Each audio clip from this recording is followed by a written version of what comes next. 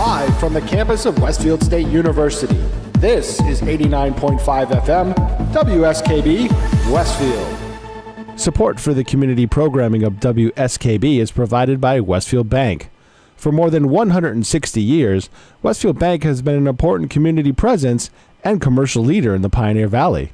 With convenient full banking services in Westfield, West Springfield, East Longmeadow, Agawam, Feeding Hills, Springfield, Southwick, as well as Enfield and Granby, Connecticut, visit us on the web at westfieldbank.org. We thank the generosity of our underwriters. For more information, please contact the Westfield State Foundation at 413-572-8646.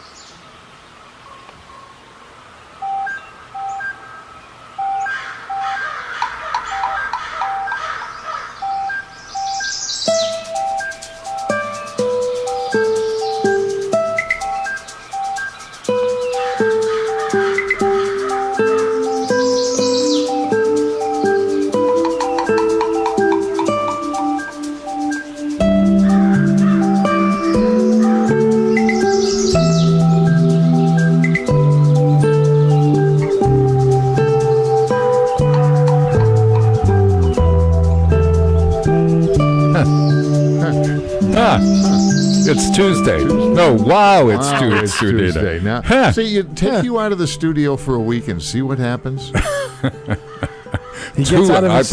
been out of here for 2 weeks. Gets out of his routine. It's Bob Plass. I'm here. It's Tuesday with JPEG, Luca, Trusty, Dusty, Lusty, Mustang, Crusty, and well-modulated sidekick. And Peter Coles, who is going to be the aristocrat, the audacious aristocrat of the airways for only one more week. You've been practicing that for 2 weeks. Peter's showers bring May flowers. Peter's showers bring May flowers. Yes. I don't want to picture that. When's the rain going to stop? I don't know, but this is when. Now let's go to meteorologist Bob Plass for the information. I'll tell you exactly why. Peter, you see, April has always been for me one of the lies about April. When April showers, they come your way. There have never been showers in April, and now they've gotten around. God has finally gotten around to making showers. There's never been showers. I don't ever remember showers. There's never been showers in April. Where did the song come from? Oh. You're right. Now that I think about that, but it might have just been a lyricist who had a especially creative day, and but this is a rainy time of year, Bob. Generally, April is a rainy time of year. We're actually having a real spring. It is a real spring, isn't it? Yes. Yeah. Do you think it's going to kick off into summer within, how that happens? One day it's spring. You wake up and it's 98 degrees. 98 degrees. I don't know. We did that last year, and it wasn't a lot of fun. Oh, my God. But we're consistent 60s all week, 60s, maybe 70s. Talking to a friend who moved up from Florida, and she's talking about how when she was in school in Florida, they had a canoe team that used to canoe down the canals with alligators in them. And I'm like, well, there's incentive not to fall out. Oh, my God. And then did you see the thing on the news I think it was last night or the night before? A vagrant alligator? A vagrant alligator, yeah. Somebody found like a 20-foot alligator in their backyard. The police responding thought it was a body until it moved.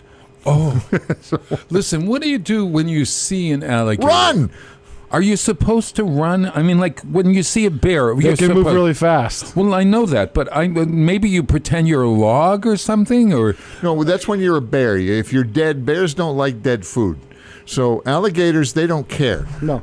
See, alligators are scavengers. Yeah, a bear will just kind of whap you around a little bit. If you don't move, they walk away. An alligator, well, they'll check you out, but it's usually with their teeth. So what are you saying then? When I see an alligator in my backyard, run! Yeah, I would run, but Peter just said they run really fast. For short periods of time. And in a straight line. They don't do well laterally. So you serpentine. Yeah, that's right. So you do like that guy does on the football field and run from the side to... You could run off on an angle and it wouldn't be... You fake them. That would be... You fake them. You look like you're going one way and then go the other. Oh. If you happen to have a baseball bat, you whack them in the head, that does well, too. So they can only go straight. They do the best. They do the best. I can only go straight. I've never... They do the best. That have you, Bob? That has never happened. Sorry. They do the best in a straight line. Oh, Lord. Oh, God. I thought for a minute we might not be recording this, but oh, well, we are. Oh, yeah. Oh, no. That and all you need is electrical tape. That's how they bind. That's how they bind. What and all I need is electrical tape. If you find an alligator that you need to control, all you need is electrical tape. Look at any animal control officer that has ever handled an alligator. All he's got in his pocket is electrical tape. He sneaks up behind him, sits on his back, and then wraps his snout with electrical tape, and he's all done. Yeah. Their only effective weapon is their jaw. Really? Yes. But don't they have big claws? It's not an effective weapon. No, it's like a Tyrannosaurus Rex. If a Tyrannosaurus Rex came up to you and he didn't have that big head, the little front feet wouldn't threaten you at all. Did I hear, though, that if you get them on their belly and you rub their belly, that they're really content, like my dog? I have not tested that theory. Yeah, I don't care to test that one either, Bob. All right. So what's the difference between a crocodile and an alligator? Did we ask that question once before? Pointy nose. Is that it? I think so. Are crocodiles, but crocodiles are not indigenous. Species. Yeah, it's not indigenous to America. No, crocodile's it's an Australian Africa. thing. Africa and Australia? Yeah. Africa and Australia. Yeah. Alligator meat tastes just like chicken. I'm telling you. And you know where I had it? There was a New Orleans restaurant on 9th Avenue in New York City when I was living right on the corner from me, and I had alligator food there. Well, and if they call like it chicken cacciatore, that's what you think it is. They don't call it gator cacciatore. You put red sauce in anything, and it could be it's cacciatore. Everything tastes like chicken. Speaking of that, I made a turkey bolognese last week that was really easy for a man that doesn't really know how to cook and just cooks. You always cook. I'm not always cooking, but I'm really not a guy. I don't. What day was that, Bob? Because that was my Friday. I was making a turkey meat sauce. Were you? Yeah. For the first time, I tried turkey because Megan's dad has a heart condition, so I decided to swap out the hamburger for turkey. I've been doing that for like months now. Instead of you have to season it a lot though and give it some fat. Well, you can buy. They have the Italian flavored season. Oh, you have to. No, I'm not going to give anything any fat. No, I'm not. No, when you're frying it, you drain it back out, but you give it a little fat while you're frying it so it doesn't completely dry out. You mean you put butter in the pan or something like that? Yeah, some type of oil. Usually like an olive oil. Olive oil. Huh? Everything's better with butter. Yeah. Oh, no, it's bacon. Bacon and butter. Bacon fat. Bacon fat. Oh, bacon fat. The bolognese has carrots and celery in it. Mm-hmm. I started with carrots, celery, and. Well, but once you make the sauce, it's different because the sauce keeps it moist. But just frying it in a pan to get it browned. Oh, you're right. I understand. Give a little fat there. No, I would always do a spray of olive oil. Right, exactly, or something. But I made the. How was your bolognese? It was really tasty. The interesting thing about it is that the recipe that I was using called for sugar, and so I had to balance the acid. Yeah, is that what it is? In the tomatoes. It was like 2 tablespoons of sugar or something. It's to balance the acid because sugar's a base. And Marion's going bolognese this week. She's got the 3 little balls. The big balls. No, the little ones. Yeah. Oh, candlepin. Yeah, it's to balance. To balance the acidity out in the. I just completely. Yeah. In the tomatoes. Yeah, I see. I'm trying to derail this, and it ain't working. No. We've gone. Alligator. We've been gone for 2 weeks. I hope, folks. We have to catch up. Yeah. Alligators, I crocodiles. should tell the story of why we big balls, little balls. Why we were gone for 2 weeks. Go ahead. I won't. Yeah. It was a dark and stormy night. What was that book? That was actually the opening line to a book, and I can't remember what it was. It was deemed the worst book, the worst opening line ever. But it was in some book. Let me find out. Oh, you got to find out. I think it had to do with Snoopy or somebody. Wasn't Snoopy? No, Snoopy was the famous writer, and he stole it from because it's the worst line ever. It was a dark and stormy night. I made up my mind at January 1st that I was going to do cardio. As a 73-year-old man, I need to get my heart pumping, right? So I decide to run first in place, and that didn't seem to be getting my heart going as fast as I wanted to. Is that right, that if you run in place, you have to work harder to get your heart going? Somebody answer. I think it is. Is that right, Peter? You can get your cardio up pretty much whatever you're doing as long as you're active. Well, at any rate, I decided then, okay, if it's not working standing still, I'm going to run. I'm going to run distance or something. So then it came up with the brainy idea that since James had broken his foot, that I would run with the dog. And so when I would when I would walk the dog 3 times a day, I would run with the dog on a leash. Okay. Now, so it's a dark and stormy night. Have we found out where it came from? Well, the phrase was first used by Washington Irving in his 1809 A History of New York. However, its status as a catchphrase for bad writing comes from the opening sentence of English novelist Edward Bulwer Lytton's 1830 novel Paul Clifford. And it starts, "It was a dark and stormy night. The rain fell in torrents, except at occasional intervals when it was checked by a violent gust of wind which swept up the streets.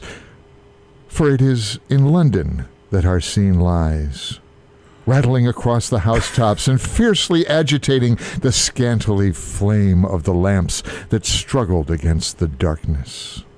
You know, Everything sounds better, well modulated. I thought that was a wonderful reading. And you know, the only thing I had that daintily, what was that? Daintily, I thought you were going to go the daintily clad ladies of the evening or something, but it was daintily clad. That was the second worst opening of a novel. It was at any rate. Well, the other thing that happens is I'm coming across this. I realize that whenever you're going to quote something from somebody, the writer's name is something it's really hard to pronounce. Oh, of course. I'm hoping it's Bulwer Lytton's. I think it is. It's a hyphenated. Yes. Yeah. He wrote a history of England or something, right? Well, that's what it says. This was from in England, set in England. It was a dark and stormy night. But you're right. Snoopy used that as the famous writer. Snoopy would always open his books and his stories with. It was a dark and stormy night. I love that. Well, it was a dark and stormy night. So I decided that I would take the dog out. Well, I was going, usually I'd take the dog out and I'd go running. So I run around, I start running in front of my house, and across from the post office, and I start running down the street, toward the East Hampton Savings Bank. And I turn the left-hand corner there. Now, James fell and broke his foot in 3 places in the vortex of the Fershon Adams funeral home. The vortex. It's the vortex, because I turned the corner and diagonally from the Fershon Adams funeral home, the dog sort of decided that he wanted to pee on a tree right there. He ran in front of me. I turned, still running. I did one of these backwards kind of things, when the dog, so I don't get tangled up in the pirouette. A pirouette. Well, the pirouette didn't work. The pirouette caused me to begin that thing that happens when you're in an accident and the slow motion the slow motion right to the pavement. Right to the pavement. So much that my head hit the pavement. Oh. Honest to God. And so I'm lying there. It was like the worst experience. You saw stars, didn't you? Stars. I saw stars that I saw stars that you wouldn't want to call stars. Tori Spelling appeared in front of me. All these B stars. Everybody, I don't know. It was Tori Spelling. What was the end? Remember the movie Doc Hollywood? The very last line in that is who was the character that played Woody in Cheers? Oh, Woody Harrelson. Woody Harrelson. No. Yeah, Woody Harrelson. Woody Harrelson. Yeah, but he played Woody in Cheers. Okay, fine. So in the it wasn't a stretch. In the last line of Doc Hollywood, he and some woman from this little hick town are in L.A. Yeah. And they're sitting in a restaurant, and she goes, "Is that somebody famous?" He goes, "No, that's just Ted Danson." So, yeah, the B-list stars. Yes. So Tori Spelling appeared in front of me. A man, then it was like an angel of God, then appears beside me. And he says to me, "Are you all right?" And at that point, I took my nose. This was the wrong thing that I did. I thought, geez, I better check whether my nose is broken or not. Never having broken my nose before. So I moved it from side to side. In other words, I took You probably said it. Do you think that's what I did? Yeah, Maybe okay, I look did. Good. Yeah. See, it's not a problem. When a guy falls and messes up his face and then it heals up, but you get all these scars and stuff. See, the world says he has character. It gives him character. That's right. Right? That's so it's not a problem. Did you ever play hockey? About this? Yeah, no. Right. Yeah, no. Right. And now I'm looking at every star that has a broken nose. I just saw it on Nicholas Kajo-Waljo he's on Game of Thrones. He plays one of the Berenthians or whatever the heck they are. I still can't keep all that straight. I've been Yeah, watching. exactly. Oh, Yeah. I'm telling you, it's totally strange. I don't buy HBO, so. All right, so to continue this, just to wrap it up. Wait, there's more? Yes. I then 620 at WSKB. I then go home, and James says to me, I said, "I think I ought to go to the hospital. I just fell on my face." He said, "Oh, Bob, just take some peas and put the peas on your nose all night long, and then that will keep the swelling down." I'm sure he's talking about frozen peas. Frozen peas. Not one pea and just no. If you can balance your pea on your nose, you're okay. Yeah. Well, yeah. So that whole night I spent with a bag of peas on my nose. The next morning, I go to the doctor. It was that or steak. Right. The next morning, I go to the doctor. The doctor sends me. I get a CAT scan. I get a thing in an X-ray of my nose, an X-ray of my neck, an X-ray of my hand, etc., etc., etc. And then the fun started, and I began looking like Bozo the Clown.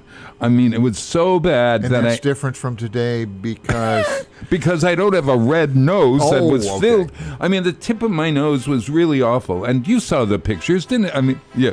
Oh, there. Okay, they're flying around the internet as we speak. So Lucille Nason told me to call myself Rocky because then, so I started to think of myself as Rocky. So now you got to run up the stairs. Yeah, running. I'm not running anywhere now. I'm walking so damn slow. I'm going to be later than I usually am. At any rate. Oh, listen to that. Thank you. At any rate, that's the story. So, at any rate, I had to cancel my reading in the schools because I was going to frighten the kids. And then the day before the Westfield and Weekends Appreciation Dinner, the scab fell off. Fine. The scab fell off, and I looked fine because I had the gash across the center of my nose. And now get this. Yeah, I know you're not going to believe it. Do you think I'll go for other reasons? I don't believe it. I'm going to a plastic surgeon on Thursday because what are you going to look like now? I thought Michael Jackson, or Morgan Fairchild. I don't know. So the reason why I'm going to a plastic surgeon, this is for everybody who ever falls on their face, okay? You got to treat it with, according to the ear, nose, and throat guys, 3 to 5 days afterward. If you're a doctor, don't send your patients to an eye, ear, nose, and throat man 3 to 5 days afterward, but after that, you have to send them to a plastic surgeon. So through a mess up, I end up going to a plastic surgeon. So I have no idea what he's going to do. And I'm not going to have my nose fixed. Listen, I am not. I've had my eyebrows lifted, my eyes done, and not the nose. It's fine, Bob. Yeah, I'm fine. I'm a technician. Don't I look good? I'm a technician. People don't fix things if there's no chance of it being fixed. So yes, now, when and this has happened to me. I've fallen, taken a pretty good and I spill can't like get that. up. And the first thing I do is jump up, look around, and see if anybody saw me. Exactly. Right? Now, if nobody saw me, it didn't happen. I don't need that big long story like you just told. So we're good here. And you started it off trying to blame the dog. So Well, the dog. No. I needed to be angry at something. When I wake up, I'm a New Yorker. Hey, Shirley Temple's birthday is today. Did you know that? If she was still alive? If she was still alive. How it's old not her would she birthday be? if she's not? No, it's not. How old was Shirley Temple? I have no idea. I think she died in her 90s. I think she was 8 years old. She was born in 1928. Sure. So that gives her 81. She was about 8 years old. Was she 101? No, 28, she would be 91. Only 91. Jeez, that's not... In all the movies, she was about 8 years old. All the movies. Name one movie by Shirley Temple, mister. Go ahead. Sorry, can't. Somebody... So there's something about flowers is in my head. No, I can't remember. No. Totally wrong. Little Miss Sunshine? No, that's close. I think you're right. I think Little Miss Sunshine was. Wow. Captain January, Heidi, Rebecca of Sunnybrook Farm. That's where the flower thing came from. Exactly right. Exactly right. So at any rate, I'm going to play one of her songs. This is so adorable. Early Bird from Captain January. This is us. Early bird up at break of day. Early bird has no time for play. Early birdie's got to get a worm or two. So don't be late. You've got a date. A worm's awaiting you. Now we don't have to play the Sleepyhead, song. tumble out of bed and be called an early bird. Why do I know that? Shirley Temple.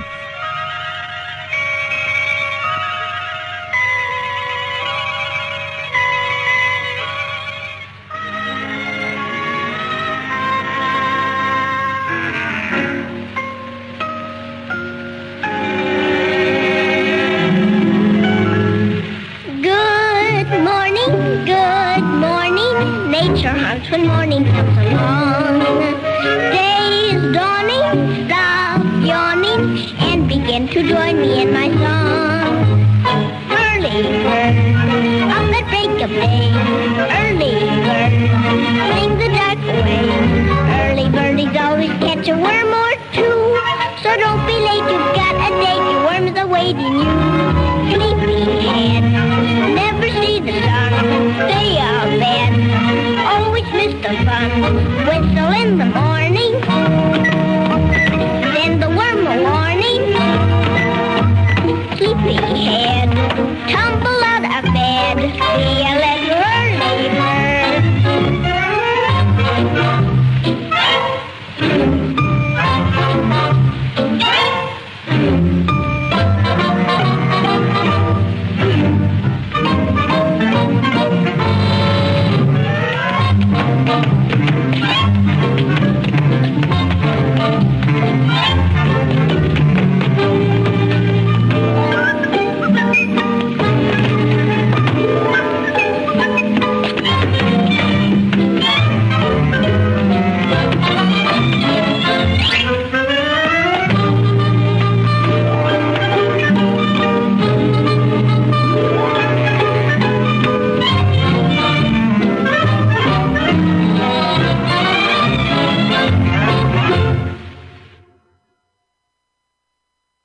Support for the community programming of WSKB is provided by the Barnes & Noble College Bookstore in the Ely Campus Center, offering Westfield State t-shirts, sweatshirts, and gift merchandise, all of your academic needs, and offering textbook materials in new, used, ebook, and rental formats. Available at the bookstore on campus or online at westfieldstate.bncollege.com.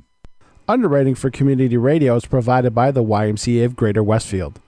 Every day, the YMCA strengthens the community through programs and services focused on youth development, healthy living, and social responsibility. For all the Y's many programs and services, visit us on the web at www.westfieldymca.org. The YMCA, 67 Court Street in downtown Westfield. We're more than a gym. We're a cause. Support for the community programming of WSKB is provided by Westfield Bank. For more than 160 years, Westfield Bank has been an important community presence and commercial leader in the Pioneer Valley. With convenient full banking services in Westfield, West Springfield, East Longmeadow, Agawam, Feeding Hills, Springfield, Southwick, as well as Enfield and Granby, Connecticut, visit us on the web at westfieldbank.org. We thank the generosity of our underwriters. For more information, please contact the Westfield State Foundation at 413-572-8646. Discussions of local politics, events, happenings, and miscellany potpourri. Ken's Den, Tuesday, 8 to 10.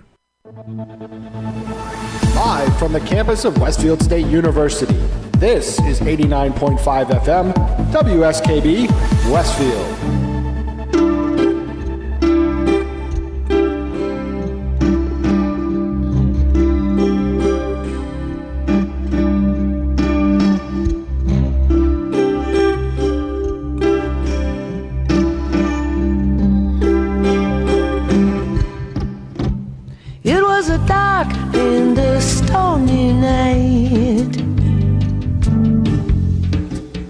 Everyone was at the wingding.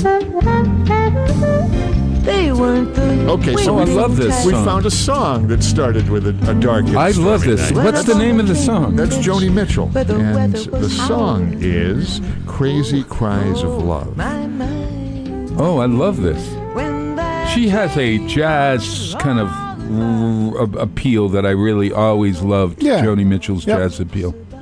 She's not necessarily just a folk artist. Right. Right. I like Ricky Lee Jones. You know Ricky Lee Jones? Chucky's in Love. Yeah. Yeah. Same kind of thing. That same kind of like wonderful. It was a dark and But that was stormy kind of cool. I just Yeah. caught that on the net, and we're looking up things related to dark and stormy nights. Yes, exactly right. Hey, have you ever fallen on your face? I know you, metaphorically, you have. Wait, I got a good story for that. Bob? Oh, do you? What? Okay, yeah, often, yes. So No, but have you ever had one of those falls that you just? I mean, you just said earlier that you don't really tell anybody when you fall if you're not in public or whatever. no, if I fall, the first thing I do is get up. I'm okay. Then you And go. you- You yeah. look Yeah, you around. do that, yeah. Did anybody see that? No. Because it's always a stupid fall. It's always I tripped over something. man. That I wasn't paying attention. Yeah. I Yeah. had a guy. In the real job that I have. We don't want anybody to get hurt, right? So it's all about safety. Once a month we have safety stories, and it's like a show and tell without names, right? So one of my guys, he's walking in Boston near Harvard, in Harvard Square, as a matter of Oh, fact. I love Harvard Square. Yeah. Yes. And he tripped and he fell. And he stubbed his toe and scraped his hand and whatever. So Yeah. nothing serious. Yeah. But there's still the debrief. You got to have the safety guy on the phone, and you're talking to him. What happened? How can we prevent this from happening again? We were talking for 15 minutes before he finally admitted, "Well, I was looking at my phone." so he didn't want to admit. Oh, yeah. Yeah, he didn't want to admit that. Yeah, I was stupid. And I Instead fell. of the what do you call that when you the pavement? See, I was blaming The the uneven pavement. pavement. I was paved. I'd been by the scene of the crime, the vortex that happens. Did you walk around it? You wouldn't walk through the space. I again? went looking for blood. I was looking, and I found the spot, but there was no blood there, No, they so I called the couldn't fire take a department in, picture. they hosed it off, Yeah, we're good. of course. But they're now. So I'm telling everybody that there's this Bermuda Triangle right there in front of the First You and better go Adams talk to funeral Jimmy home. Adams before you do that. Well, it's strange. Maybe it's just for you, Bob. No, and James, both that's of what us I'm saying. we're sucked into this vortex. Oh, is that Both where he- folks. that's where he- yes, he took it? directly across the street. Honest to God, I mean, like, It's the Bermuda Triangle for here's what 9 we're West gonna Silver do. Street. You've seen those. You've seen the sidewalk artists. They paint the things like the Grand Canyon and the sidewalk. All right, so we're going to paint a big hole there. Some of those sidewalk artists are pretty good. They can yeah. make it seem Oh, like it's the real deal. Hey, yeah. that's an interesting thing that you could paint a hole. Somebody, a hole. there was an actress named Portia Nelson who wrote a very famous poem when she was old about hole in the ground and how you treat it as you grow older. So the kid would want to run down into the hole. And then and then the older person doesn't see the hole or whatever, and then you fall into the hole. And once you're in the hole, then you learn. And so when you come to that again, you won't fall into the hole. It sounds like a dreadful poem. It was a dark and stormy night. It was a dark and stormy And poem. I fell on my face. That was the end of the poem. Yeah. I've fallen on my face before, but I was carrying camera equipment. Oh my God! But wait a minute. Wait, stop. Did you save the equipment? Yes. Everything's good. So Peter, I was working for Channel 40. yeah. Covering a late night motorcycle accident. Shooting what I had to shoot, which is on my shoulder. And I heard the guys saying, we caught the guy down Center Street in Chicopee. Yeah. So my car's a bit away, so I'm trucking back to the car. I've had it at my side. I tripped on a curb. I did the roll, but in the meantime, I punctured my lower lip Oh God! with my teeth inside out. Oh, ouch. Wait a minute. Your teeth went inside out? What do you mean? I went like this through the lower lip, right here in the skin. Oh, God help you. Right there. So the cops go, "You okay?" I'm like, "I'll survive," and they left. Isn't that the answer? So I went down. Are you okay? Now I'm Yeah. bleeding. I'm okay. Yeah. I went down, shot the apprehension, and then I drove myself to the hospital. So not only did you save the gear, you got went the to shot. work. Yeah, Okay, good. I got the shot. Everything's good. Everything's good. Oh, you see, that's man. the sign Then of a the good next camera. day, Yes. Oh God. 3 wait, hours later, there's after more. I got out of the emergency room, they said, "Well, you can't call in sick. You're the only photographer because it was Saturday morning." So we had a brand new reporter, brand spanking new. She didn't know the market at all. First time working at all in our market. Yeah. And thank God I had an intern because I was still on good drugs Yeah. from the really. emergency room. Yeah. And I worked that whole day. I'm like, I can't edit, man. I'll just shoot, and that I'm What going did home. you? So do your teeth cut your skin? They punctured from Punctured. So did you have it sewn up? Oh yeah, I had to have 5 stitches. Oh. Here, my Bob, go God. like this. I'm No, not I'll hit you in the bottom of the Oh, chin. yeah. Now, Oh, we'll yeah. show you how Oh, that yeah. works. Yeah. No Oh. concussion, but I had stitches. You know, it's sort of like a trauma. It's like PTSD. I hate to say it. It's an awful illness. I'll never forget it. And for like a week or two after this accident, I relived that moment when my face hit the pavement again and again. Darn and it, I again. shouldn't have done the pirouette. Yeah. And psychologically, here's the thing. This is what they tell you. That when you have a trauma like that, when you hit something or you're in an accident, you repeat it because in your mind you think if you think about it long enough, you can change the ending. Well, I didn't change the ending, and no. In an alternate universe, you did. Yes. in an alternate universe. Yes. Remember, every major action or reaction, there's a choice, and if you make the other choice, it splits off into an alternate universe. Yeah. This is that's the basis of a TV show. Which means in that other universe, there's a real lucky JP. Oh, I'm telling you, this is the plot line. Well, Because none of my stuff Let me goes tell you, right. There's billions and billions of lucky or unlucky JPs. Ah. There's the plot line of the Netflix or Prime. It's one or the other. I never can get the two of them. Something on TV. Okay, it's called Collateral, and it stars J.K. Simmons, and he has a character in one universe, and in the other universe, his character is bad. In one universe, the character is good. In other words, the character is bad. I think, no, that's And not there's- new. Jim Kirk did that in the late 60s. Is that right? Yeah. And there's a portal that goes between the two worlds. Yes. And whatever. Very, very cheesy special effects in the late 60s. But yes, there was a that's right. portal. Well, I can't figure out that darn. It's like Game of Thrones. Collateral is one of those shows that I still can't figure out. Although this season on Game of Thrones, I got to tell you. They had the same show back in the 90s called Sliders. Remember that show? Yes. Was that? A couple yeah. seasons of that. Oh. Yeah. Where they could go back and forth between realities. Yeah. Oh, wow. I wouldn't mind doing that if I knew what the other reality was. Now, did you happen to see at this weekend's Red Sox game? I just got the Red Sox games back on TV. Figured out. How to do that. Take a good look at me, what? Jay. What? You just said? You've known me for 4 years, yeah, and you're asking me, longer did I than happen that. to see longer, much longer than that? But did you happen to see? Do you think that I was sitting by a television set watching a Red Sox? You know baseball. You know what baseball is. I do. Right? You're not that little guy. You're not like the little kid in the cartoon with Foghorn Leghorn that never did baseball. Oh, He's right. the little egghead kid Boy. that only does math. Yeah. Boy, you need some baseball. Yeah. No. Doesn't know about baseball. Yeah. There's something kind of ew about boy doesn't know baseball. This is exactly what you're repeating my youth because No,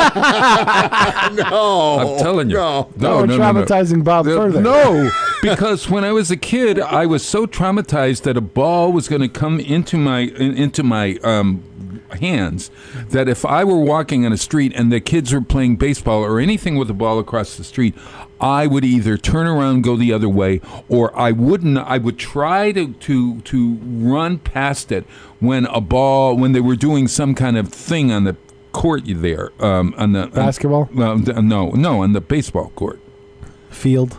field. That's it. Okay. All right, Bob doesn't know baseball. All right, but I was traumatized by it. Okay, so what about the Red Sox baseball game? So I'm watching it with Marion. I mean, I made a change to cable or whatever, the satellite thing. Yeah. I made a change. Yeah, I got to save some money.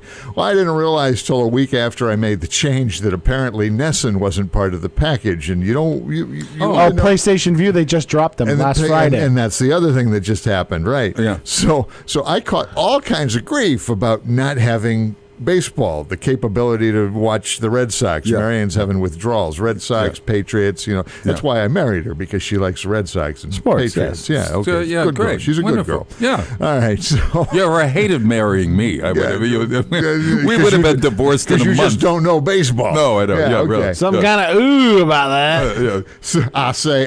So here's a shot of the Prudential, the classic shot of the Prudential building out of Fenway Park, and there's a big hawk flying around behind it, and then you realize the hawk is getting bigger, and you see him come around the building again, and now he heads out towards Fenway Park and gets huge, and it's one of the dragons from Game of Thrones, and so much cross promotion. And the fire comes. That was cool. I backed it up and watched it again. Yeah, there's so much cross promotion going on for the final season of Game of Thrones. Well, it was very well done. I think this is HBO's last gasp. Yeah. Oh gosh, it is. It's actually so simple. It's been simple for the first 2 episodes. So simple that I even knew what was happening. So but at any rate, hey, it's 6:43 in the morning. Yes. And it was Roy Orbison's birthday today as well. It is Roy Orbison's birthday. He was born in 1936, which makes him how old? 64, 74, 74 and 9, 83 years old. Would have He was made an him. English teacher, folks. Yeah, he would have been 83 years old. Roy, don't So, hey, I'm going to do Roy Orbison, but this is Waymore's Blues, it's called. This is a great song and an album. Roy Orbison, Johnny Cash, Carl Perkins, and Jerry Lee Lewis, Waymore's Blues. Check, and it's Roy Orbison's, I think, duets or something like that. Look up. Johnny Cash sings with Roy Orbison, Carl Perkins, and Jerry Lee Lewis, Waymore's Blues.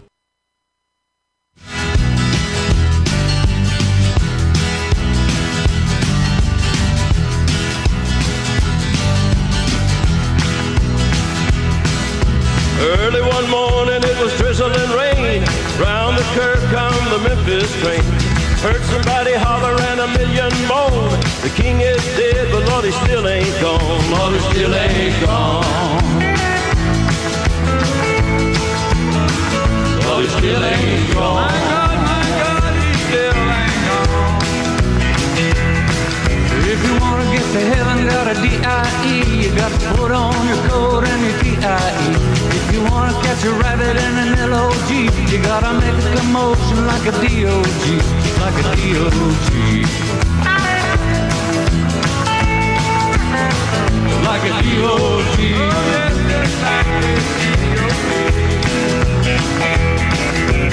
Lord, have a mercy with the matter with me. What makes me wanna love every woman I see? A raging when I met her, a raging again. Everyone I see looks like a place in it in, like a place I came in. Oh God, looks like a place I came in.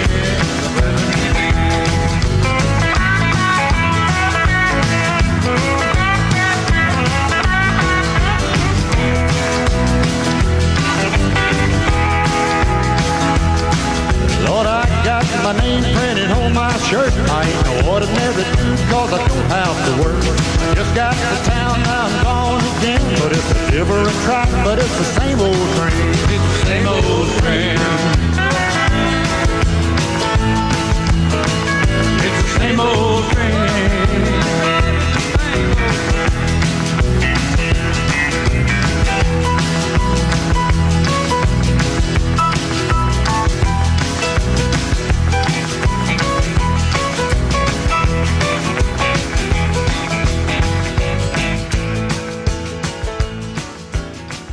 Support for the community programming of WSKB is provided by Comcast and Xfinity.com, offering Xfinity TV, Internet, home phone, and home security services. Information on all that Xfinity has to offer in the Westfield area is available online at Xfinity.com. We thank the generosity of our underwriters. For more information, please contact the Westfield State Foundation at 413-572-8646. Friday mornings is something different on 89.5 FM. It's JP's Talk About Town.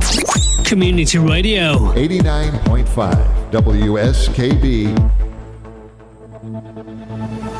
Live from the campus of Westfield State University. This is 89.5 FM, WSKB, Westfield. Wow, it's Tuesday morning and it's Bob Pless. I'm here with the Westfield and Weekends crew, JPEG Luker, our trusty, dusty, lusty, musty, and well-modulated president of Westfield and Weekends. You can see all what's happening at westfieldandweekends.com. No, we're voting in a new president. Weeks, yeah, yep, but then we will vote and we will announce the new president. But yes, we will. Stay tuned for that. And guess who rolled in? Not really rolled in. She walked in, and Bob, you're digging yourself a hole, tapping in and covering yourself over with dirt.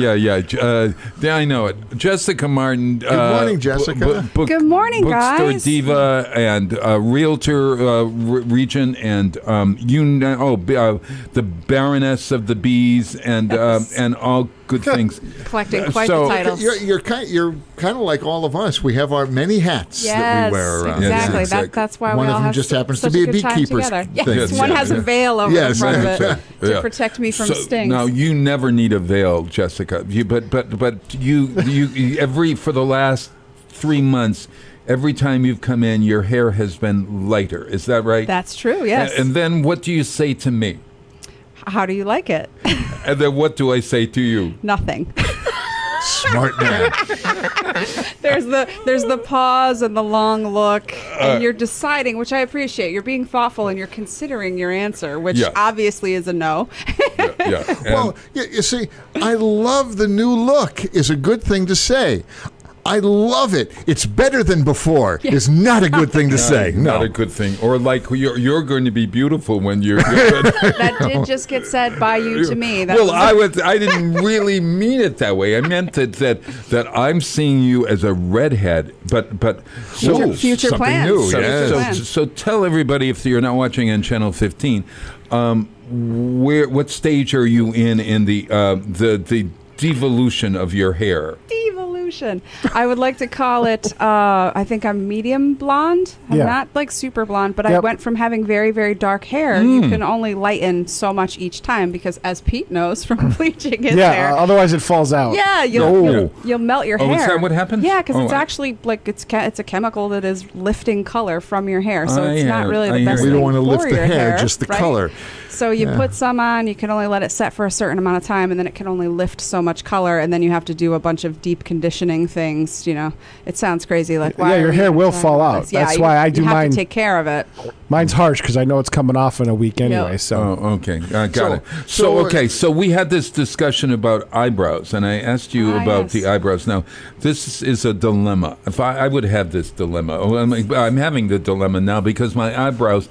They're not as gray as your hair. They're getting white, and so it looks like I don't have any eyebrows. And also, that you can paint them in. I was going to say I can help you pick a color for your eyebrow if that's what you're looking for. We can get a little. Why would a white? What would go with white? I don't want to have.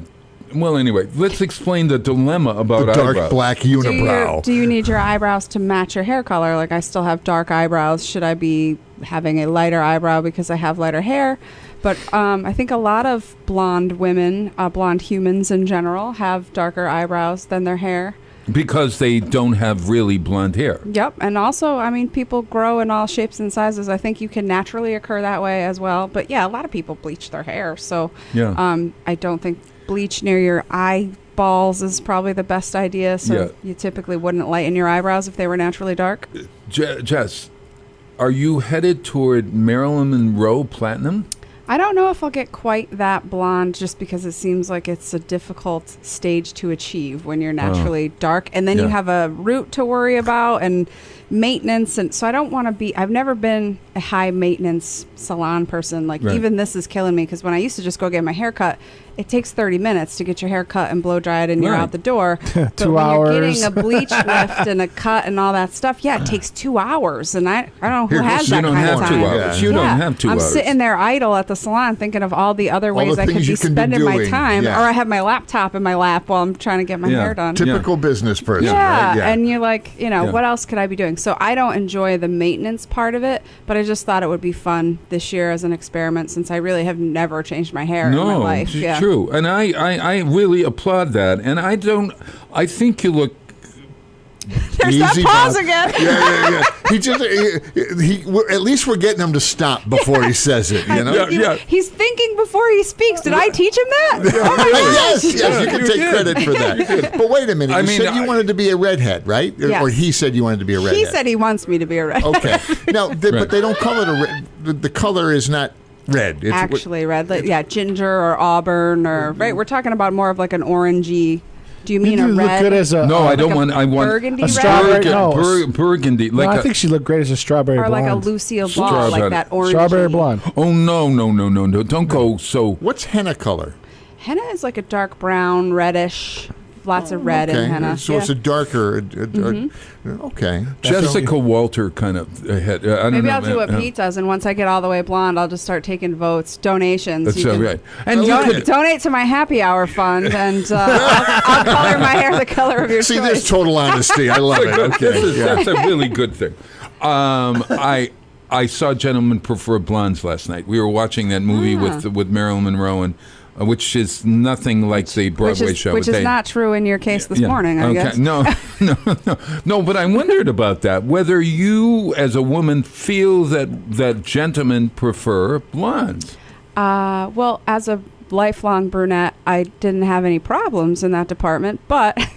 I have a couple of other friends who, again, this whole journey started because this is my 40th birthday year. So it's like, what wild and crazy thing are you going to do as a 40-year-old lady? Ooh, I'm going to lighten my hair. But I have a couple other friends who have also taken on dark to light or whatever. Yeah. And they actually, when I said, I'm thinking about lightening my hair too, they said, it is more fun. We have more fun. And I was like, I don't know if that's real, but I'm glad they find out. So. Yeah. I'm sitting here, and the more I'm looking at it, I'm getting used to it. You gotta get used to it. You got to get used to it. But I have Bob had a little bit of a shock. I look at myself in the mirror and I'm like, whoa, who's that? Yeah. Because this is only a couple days old too. So. Oh, okay, got it. And what's the shade of it right now? It's just, as much blonde as we can get in your hair at this last visit. It's not like a color they mix up and pour on. They're lifting color. So she's just putting a bleach mix on my hair. That sounds an awful lot like an experiment to me. Yes, exactly. Yeah, okay. No, that's what I do, Jim. Risky business. Risky business. No. It's Okay. like Breaking Bad. So it's 6:54 in the morning. Hey, my friend Michael Fournier went to see this woman this weekend at the Iron Horse. The Iron Horse is a little gem, isn't it? It always has been. Yeah. You get to see some really incredible people. Do you know this? Between the Iron Horse and the Calvin, there's a lot of great acts that come to Northampton. Oh, my gosh. I had never heard of this woman named Melissa Ferrick. Have you ever heard of her? I have heard of her. She's a guitarist and singer-songwriter and has a huge following. And they got to see her up close and personal this weekend. And there's so many singers that you just don't know who they are. Right. I mean, that's why I love going to local acts around the area. Yeah. Oh my gosh. And people who write music that really resonates with you. And apparently, she's a storyteller in her music. And I want you to check her out, Melissa Ferrick, Ferrick. I have checked her out online, listened to some of the music, and gosh, she reminds me sort of like, and somebody that you probably, do you know Griffith, Nancy Griffith? By chance? No. Okay, that's another. She's a Texan who sings very similarly. Yeah. But I like this, and I thought I'd play one of her pieces called Closer. Listen to the words of this. It's really truthful, and it's really clever, and she's got a great voice. Melissa Ferrick, Closer. She's on guitar, incidentally.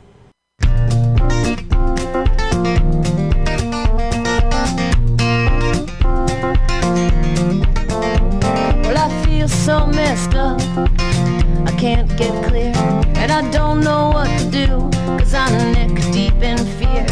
My back feels like it's been holding up the weight of this house and these 3 cats, and my truck filled with crap. But with every little bang, every little push, every little step I take, I get closer a second at a time, using my breath. Maybe it's true, I got a fear of success, but with every little bang, every little push, every little step I take, I'm getting closer.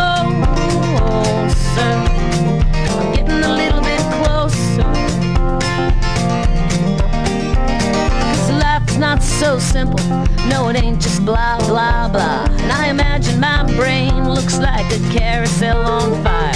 And when I go into hiding, you know to just stay clear. You get it's not about you, it's just me fighting me, fighting me, fighting me out here. But with every little bang, every little push, every little step I take, I get closer a second at a time, using my breath. Maybe it's true, I got a fear of success, but with every little bang, every little push, every little step I take, I'm getting closer. I'm getting closer. And I still can't sit still or relate, and I'm so tired, but I lay here awake wondering what you see. I wonder, what is it you get, and why am I so lucky? 'Cause you haven't left me yet, oh, you haven't even left me yet. Why am I so lucky? And with every little bang, every little push, every little step I take, I get closer a second at a time, using my breath. Maybe it's true, I got a fear of success, but with every little bang, every little push, every little step I take, I get closer a second at a time, using my breath. Maybe it's true, I got a fear of success, but with every little bang, every little push, every little step I take, I'm getting closer.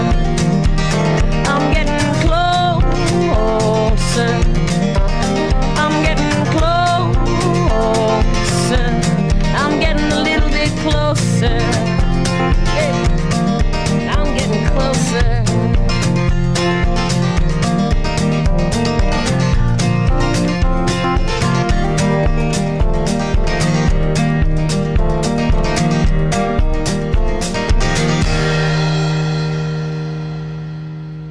Support for the community programming of WSKB is provided by Bay State Dental.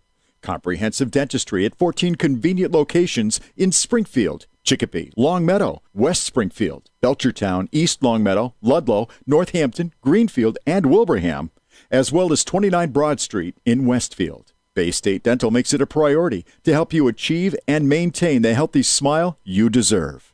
On the web at baystatedental.com. We thank the generosity of our underwriters. For more information, please contact the Westfield State Foundation at 413-572-8646. Friday mornings is something different on 89.5 FM. It's JP's Talk About Town. Community Radio. 89.5 WSKB. Live from the campus of Westfield State University. This is 89.5 FM, WSKB, Westfield. For a Tuesday morning run sometime, get him over here. He's up right now. All right, well, get him over here. Is he listening? Yeah. Come on, get over here for it. Let her drag you out of bed and get up here for a Tuesday morning. Yes. Let's talk about music. We'll take Bob and give him a break, you know. Oh, yeah, We'll just do music for Well, a you morning. could do it when I'm on vacation sometime. Aren't you always on Oh, vacation? stop it. You're retired. I'm now, 7 o'clock in the morning, everybody. Westfield on Weekends show. Wow, it's Tuesday. I said, I began the show at 6 by going, huh? It's Tuesday? After 2 weeks away from the microphone, he's like, oh, what am I supposed to do I here? forgot to say. Oh, Hey, God. there is a lot coming up. Oh, in the God, month you of got to May. talk about this. There, What's it? month Go of ahead. May, Westfield's 350th birthday is coming to fruition in the middle of May. It all starts the weekend of May 17th, 18th, and 19th. Man, you got to come check that out. Of course, if you want to learn more, just go to westfield350.org. Right, But right. I mean, there's going to be plays. There's going to be art walk on Friday. There's a Run Westfield on Friday. One of the big series of races. Run that Westfield, they're doing. they have a health or like a fair the day before to register, and then the run is on Saturday. Yep. And then a giant pancake breakfast Saturday morning.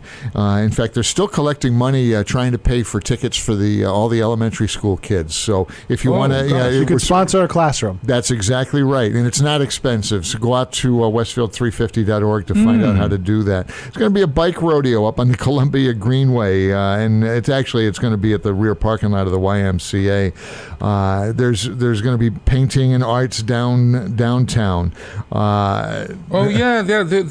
that the one we got a grant for? Westfield on Weekends got Yes, a grant for. that's exactly utility box mural painting. That sounds Yes, that's interesting. exactly right.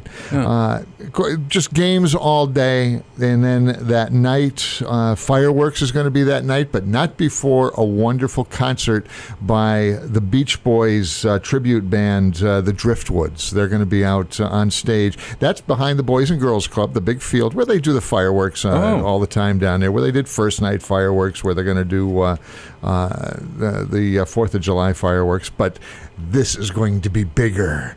This is going to be great. I can't wait. That's on Saturday, and then Sunday is the big community parade. I just saw a preview of the parade. Oh, I did too. Oh, God, did you see how many people are marching? I saw how many divisions. I know and last people- count was 82 divisions or 82 marching groups and about 40 vehicles Are there going to be and/or any floats. people? Are there going to be any people left to watch? I think people from outside of the area are going to come to watch this one. No, it's going to be great. We think there could be up over 2,000 people in this parade. It's going to start down near Stanley Park, end up downtown. It's going to end up at the Westfield Athenaeum, where WSKB is going to be. Yep. Right? Well, Channel 15 will be. Channel 15. It starts off at 12:30, and then the last division or the last group in the band. Well, got to say, Pat Kennedy is going to have 350 people in his band. It's going to be the That's his attempt, a full alumni band. Yes. So how exciting is that? He's got about 80 right now normally in the band. Yep. About 80, and he wants to swell it to 350. So anybody that's ever played in the Westfield High School band is welcome to contact Pat Kennedy. He would love to. They'll send you the music so you can practice. Heck, if you don't play much of an instrument anymore, just march in the band and make it look like you do. Yeah, exactly. Like air instruments, whatever. Yeah. But the mummers, the world famous mummers, are going to end up winding lighting up this parade, and then they're going to end up going out to the green and playing a little concert right there. Right there in the green, yes. Yeah. And, of course, cake and ice cream. What would a birthday be without cake and ice cream? Yeah, That'll be exactly served right. over in the pavilion over on the green. Wow. It's going to be a great day. It's going to be a terrific day. Kathy and I, Palmer and I, are going to be the Matt Lauer. Oh, no, I can't mention his name any longer.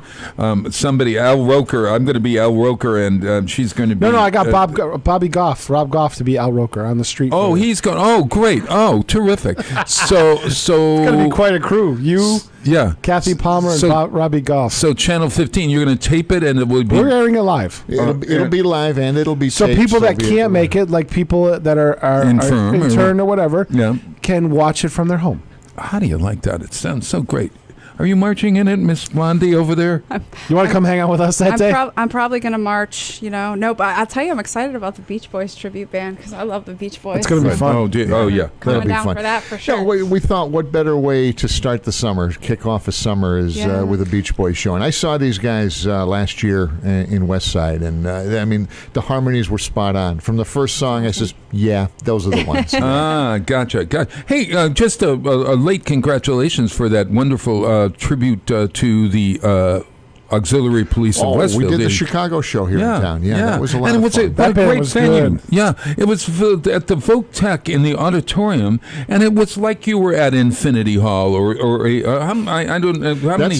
That's got a nice balcony in it. It's got 700 seats. Yeah. The only downside for some people is that we can't serve alcohol on school grounds. So, one of those state law things. Yeah. We're going to have to go to. Can you get a dispensation on that? What do you call for that kind of thing? We'll protest the State House? Yeah, right. Hold we could all come with our little. That you just bring can't alcohol bend. back to our schools. Oh no, wait, that's no. Just on special occasions. Just on for legal-aged adults. Yeah.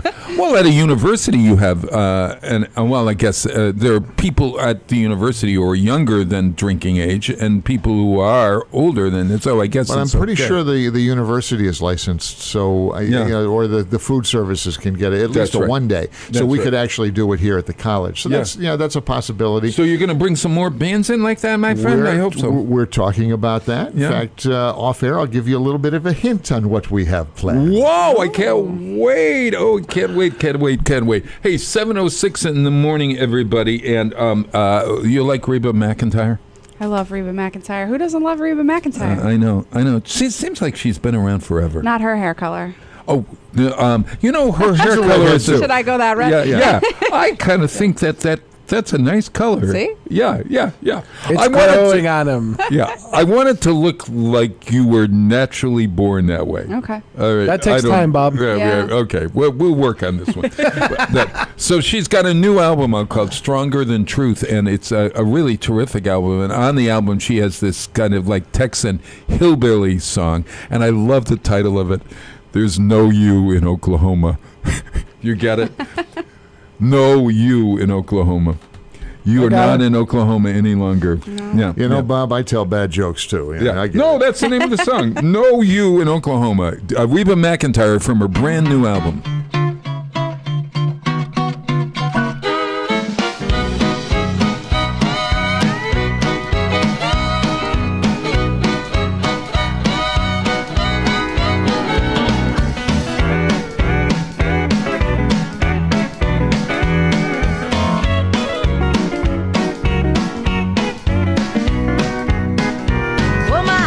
Said the day he met you, we weren't meant to be.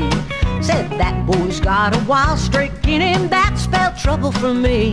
My foolish heart had loved to burn you, took it for a ride down a long road of twists and turns, heartaches, hurt and lies. You put the T for tears in Texas, S for sad in St. Louis. Our reckless travels led us to the state of misery. I cried clear across Carolina, that's somebody in Tennessee. There's no you in Oklahoma, and that's okay with me.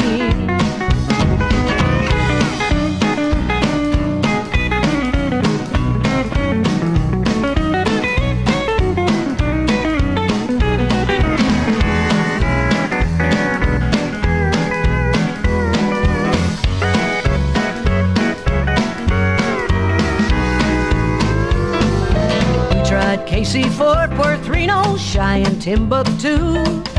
Somewhere down round Tupelo, my daddy's words rang true. I called it quits in T-Town, I finally had my say. Adios, see you around, I'm gone, you go your way. You put the T for tears in Texas, S for sad in St. Louis. Our reckless travels led us to the state of Missouri. I cried clear across Carolina, that's somebody in Tennessee. There's no you in Oklahoma, and that's okay with me.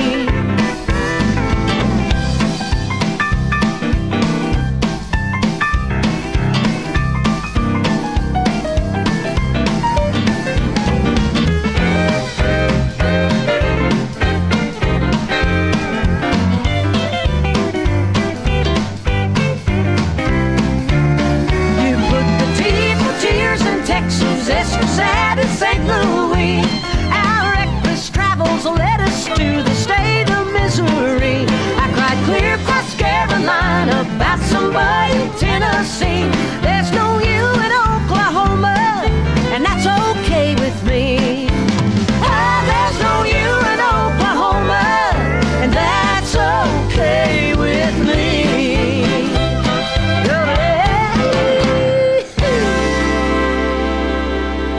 Support for the community programming of WSKB is provided by Commercial Distributing Company of Westfield. Now in its third generation of family ownership, Commercial is one of the premier beverage distributors of Western Massachusetts.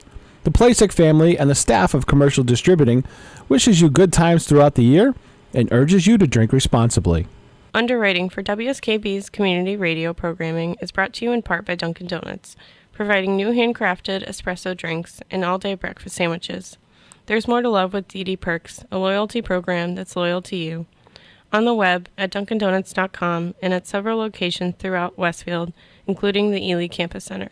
We thank the generosity of our underwriters. For more information, please contact the Westfield State Foundation at 413-572-8646. Wednesday mornings from 6 till 8, it's Tina Gorman with Wake Up Wednesday. Community Radio. 89.5 WSKB. Live from the campus of Westfield State University, this is 89.5 FM WSKB Westfield.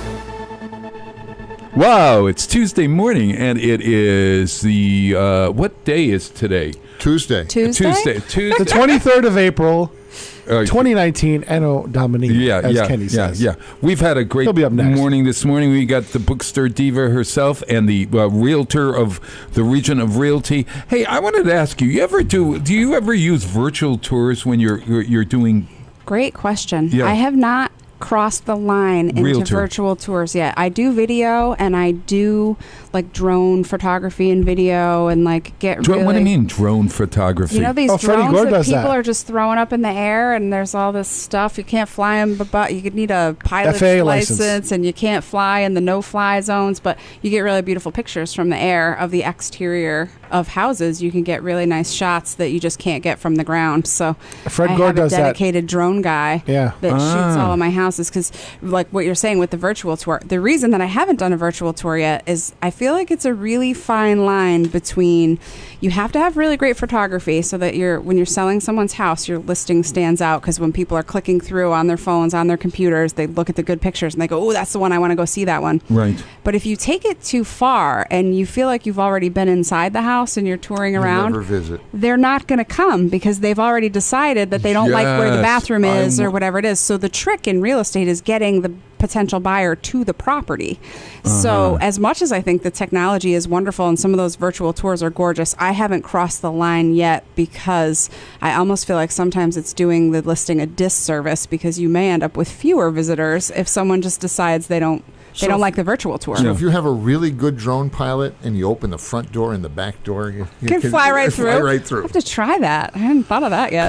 Could you do that? I don't see why not. Those drones are tiny. They can really It depends on how good the guy can maneuver it. go anywhere. Yeah. Yeah, I wondered about that because I often, our friends Michael and Dennis were showing us a house that they were looking at in Springfield, and it was a virtual kind of tour thing. And you could see the whole thing, right? And You're like, and I thought to myself, geez, it looks too big or whatever, and I said, well, now I don't have to go and see it. Right. Now you don't have to go to the housewarming party. Yeah, don't have to buy a gift. Yeah, you already saw the house. Yeah, I saw the house. And I saw it on MLS. That's it. And I came. I saw. We're done. I'll send you a picture. I'll send you a virtual tour of the nice fruit basket that I bought for you. Here's an image. And ate it myself. Here's an image of your housewarming gift. I'll show you the fruitcake I got you for Christmas. It's my doorstep. Yeah. But do you really recommend folks to take their own pictures of the house? Oh, no. I recommend professional photography at all costs. Like, I will pay the professional photographer. I tell everyone, don't take your own pictures. Unless your real estate representative is a professional photographer, don't let your real estate person take the photographs. Yes, make them pay for a professional photographer. Yeah, no, it's totally worth the price of admission to have beautiful photos from someone who knows what they're doing, who can do a little bit of editing if it's needed, and can really get the shots that you need of these rooms and show them in appropriate dimension, size, well, I wonder, space do you ratios. then have to stage the house before you take the pictures? You should. So staging is a very loose word. There's all kinds of staging that you can do, and it starts with just lightening and brightening every room. Like, staging is just washing your windows and taking down your heavy curtains. Like, it doesn't have to be emptying out all the furniture you've had for 20 years and bringing in brand new sets from Pottery Barn so that it looks nicer. You absolutely do not have to do that. You just have to clean, light, and bright is the very first step. You want open windows, clean glass, clean spaces, no clutter. And if, the walls are dark red, you're going to want to brighten it up, things like that for staging. But you don't have to get rid of your furniture and bring in fake furniture so it looks like a catalog. Like, you still want to live in your house while you're selling it. But there are things you can do to make it look better for photographs and for showings. Yeah. And does that come with the price of the realtor? Or how does that work? I mean, typically, yes. So it's a package or whatever? The way that I do things is built into your service fee, your commission that you pay on the sale of your home. And this is the gamble in real estate, because when you take on a listing, you're coming out of your pocket for your advertising and your photography and marketing and all that stuff. So typically, if you're doing a good job and you're confident, you know that you're going to sell the property at the end of the transaction. So you know that eventually that money's going to come back to you. So you do put a little bit of an investment up front. So I do pay out of pocket. I don't ask my clients to pay because they're going to pay me at the end. So I pay for all of my marketing and photography and stuff. You're speculating. And I think that there's other options. Everything's negotiable and flexible. So if someone said, I want to pay for that, and by all means. Yeah, sure. Unless you're a professional photographer, don't take pictures of your house. Yeah. Okay. I know a so, guy. but here's the deal. I wonder then, you do all of the legwork. Yes. You get it online, and then I go to another realtor who has the ability to sell that house. Am I right that I could go to another? Usually under a contract, though. Yeah, so there's two, basically, there's a buyer's agent and a seller's agent. So if you're the person that lists the home, typically another agent is going to be representing the buyer that comes in, and then you work together to negotiate the purchase and sales agreement. So if you're going to buy a house, the first thing that you should do after you start looking at houses online is contact either a real estate person or a loan officer, because those are the first two people you need to talk to. You need to find out how much house you can afford to buy, and that's what your loan officer will tell you. And then you need to contact a real estate person, because it's important to get a relationship with someone that you like spending time with and that you feel confident is going to show up on time, give you good advice, all those things. And maybe then you invite them for the weekend instead of them stay with you for the weekend. Let's go look at some houses together. After 2 nights, but then when you you're know buying whether you a want house, this realtor or not. you could be spending a lot of time with this person, so it's important that you like them and you're confident in their skill set. But it's nice as the buyer, so when you're looking at houses online, you have that one point of contact, and you're not just clicking on things and hoping people will call you back or meeting a different person every time. You build a relationship with a particular agent, and then they can show you any house you want to see. What happened? Okay, you had a question. No, I was going to say, for a time, maybe 10 years ago or so, it seemed like people were trying to sell their own houses all of a sudden. That's still a thing. It is. Yep. It just seems to me, for all the reasons you're just explaining, it seems to me that's an awful lot of work. It's an awful lot of work. And, for that kind of an investment, for that kind of a transaction, and I'm not advocating for a realtor, but I've been through this a couple of times. Yeah. It wasn't easy, and it was nice to have an advocate, you know, and someone that was, to call and just say, what am I supposed to do next? Yeah. Is everything happening on time? Just Yeah. all of that stuff. Yeah, the for sale by owner is a big thing because people think, you know, oh, you're going to save the fee as a seller that you have to pay at the end of the transaction. But typically it takes longer to sell those properties. So you've got the expense of your carrying costs, your mortgage, your taxes, your homeowner's insurance. You're going to pay those longer before you sell your house. So that kind of balances out the fee that you would pay. The time, now you have to field all the phone calls from every person that's clicking on Zillow or wherever you listed it. You don't know if they're qualified or not. Like a buyer's agent in real estate would never take someone into a house without knowing whether or not they were qualified to buy it. It's a waste of everyone's time. So we make sure if we're bringing someone into your home that they are qualified to buy that home.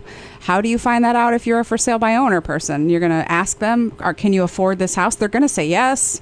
How do you know? Well, we check all their paperwork. We call their lender. We make sure that they can actually afford the house. And then there's that awkward moment when you're showing a stranger your own property and the stranger doesn't like it, the buyer feels uncomfortable because they don't want to open your closets and look in your drawers while you're standing there with them. So how do you give a tour as the homeowner and separate yourself emotionally from, you know, these people that might not like your home or have questions that you're not prepared to answer or anything like that? It makes a ton of sense to have somebody else represent you. Yeah. So I've had even cases where if I have a buyer and we're going to see a property, when you arrive, sometimes either the listing agent or the owner is still on the property. And those are always the most awkward showings. And it's always just uncomfortable for buyers because they're going to buy a house. It's a big purchase and they really want to poke around. And when someone else is there, you're kind of like, should I open this? Can I not open this? And so if you do want to sell your house, leave during the showings. Jessica, you're a realtor. You're found at Jessica Martin Realty, right? That's correct. Realty.com or something. Yeah. Hey, you're always wise about that. Guess whose birthday it is today? It is Shakespeare's birthday. Bill Shakespeare. Bill. Jeez, it changes the old. I didn't know you were on a first name basis. Bill. Old friends. No, he's a Will. He was known as Will, but Will. His closest friends called him Bill. Billy Shakespeare, actually. And he was born in 1616, 403 years ago. Do you appreciate, as a book lover, a reader, reading Shakespeare at all? I went through a Shakespeare phase in high school where I thought I was going to I'm going to get into this and it's going to be very intellectual of me to read all the sonnets. So I would say I liked it for a little while, and I like that thematically that stuff has just carried through history and people play on it again and again. Right. Macbeth and Hamlet and all those themes are in things. So yeah, I would say that I enjoy the Shakespeare. I think that people are daunted by Shakespeare. I mean, I think the language is tough. He's brilliant because he writes in iambic pentameter. Do you know what the iambic pentameter? I can't even say that. Bob, do you realize he was born and died on the same day? Then that would make him very young. On the same day in the calendar year. He was born on April 23rd, 1564, and he died on April 23rd, 1616. Wow. That's clean and neat of him, isn't it? I mean if you wrap it up nicely. With a nice little bow. Wrap it all nicely. What I think is... I was thinking about this today. The New Testament and the Old Testament in the Bible and Shakespeare are the two things where you go to for how to live life or whatever. It's so interesting to me. Supposed to live life like Shakespeare? Oh, me and people were killing people and dying. Oh, wait, that happened in the Bible too. No, I know. But the way Shakespeare's language is and the way that he expresses every emotion, it is. And if you really listen, you can really understand. It takes a while, and sometimes I just get lulled into the poetry and whatever, but it's absolutely worth watching either on film or going to the theater, and as an actor, there's no better. He gives you the entire roadmap, and he's so body. He was writing for this body crowd, and everything, even these really romantic, beautiful things, are filled with these images that the groundlings, as they called them, the audience were called groundlings, and they stood, many of them. He appealed to the very nature, which was lewd and lascivious, and they wanted something off color. How is this different from today? Yeah, it's exactly right. As we say in Passover, how is this night different than tonight? I would say that Shakespeare is, for me, a touchstone. I would also say Stephen Sondheim for me, the lyrics of Stephen Sondheim. So I've got the Bible, and then I've got the Shakespeare, and then I've got Stephen Sondheim. Strange, huh? No, not really. Strange. If you think about it, this is coming from an actor. Only in the world of Bob Platt. Yes, you totally are. That's exactly. Clearly, that's not a surprise. When you want to have with somebody, and so anyway, so I go listening for. I saw Kiss Me Kate, the movie Kiss Me Kate this week. You got to see this movie. They've got Bob Fosse, and they've got Bob Fosse from Fosse Verdon. Have you been watching that series on Fox? I have not. No. Incredible. It's a story of a marriage, and Bob Fosse is the director of Cabaret, the movie Cabaret, and all these Broadway shows and stuff. And he was also in a lot of. All you have to know is two things: Fosse and Hans. Oh, okay. There we go. Pippin and all of that sort of stuff. So I decided to celebrate early Shakespeare's birthday, and I watched Kiss Me Kate. The film Kiss Me Kate has the best dancing.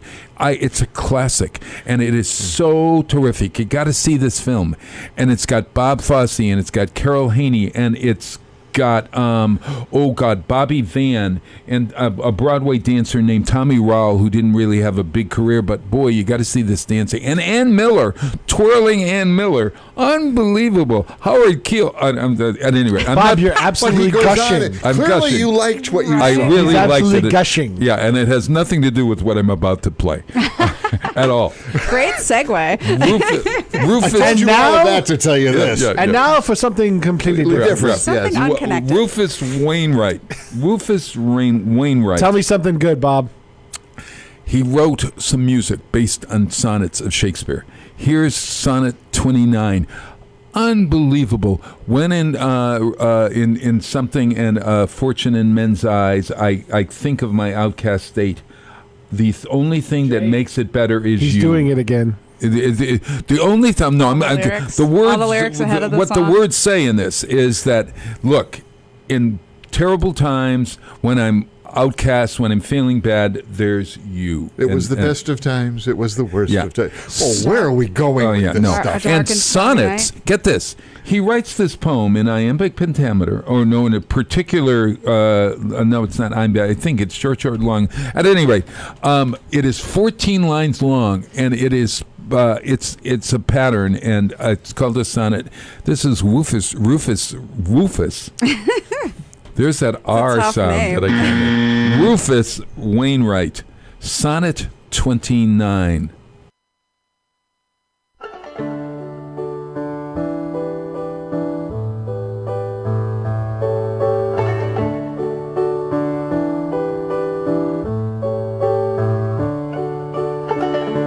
When in disgrace with fortune in men's eyes, I all alone beweep my outcast state, in trouble deaf heaven with my bootless cries, and look upon myself and curse my fate.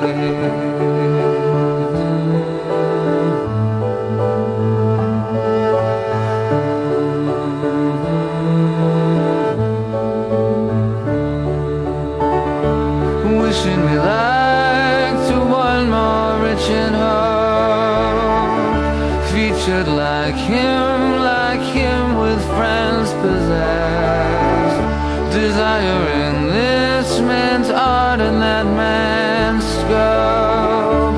What would I most enjoy contented least? Yet in these thoughts my